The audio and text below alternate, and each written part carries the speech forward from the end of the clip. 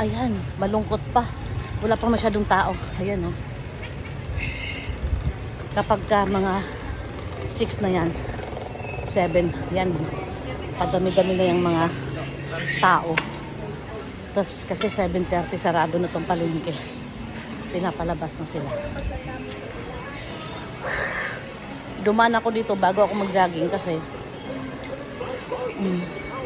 yung inutusan ni Jessica na na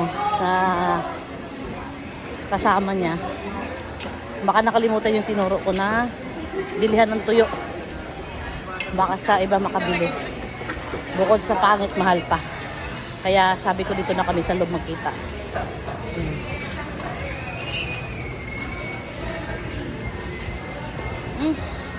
Ubus na kay Matt.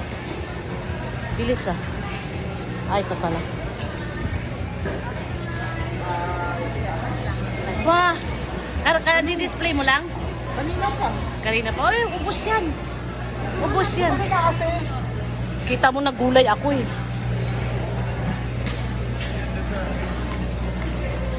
Wala yung suki ko sa isda.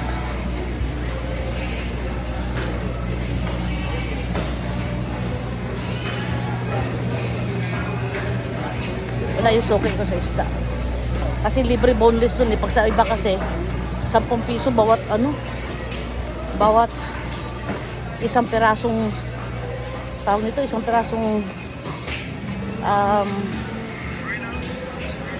bangus, 10 piso, kaya hinintay ko talaga yung suki ko.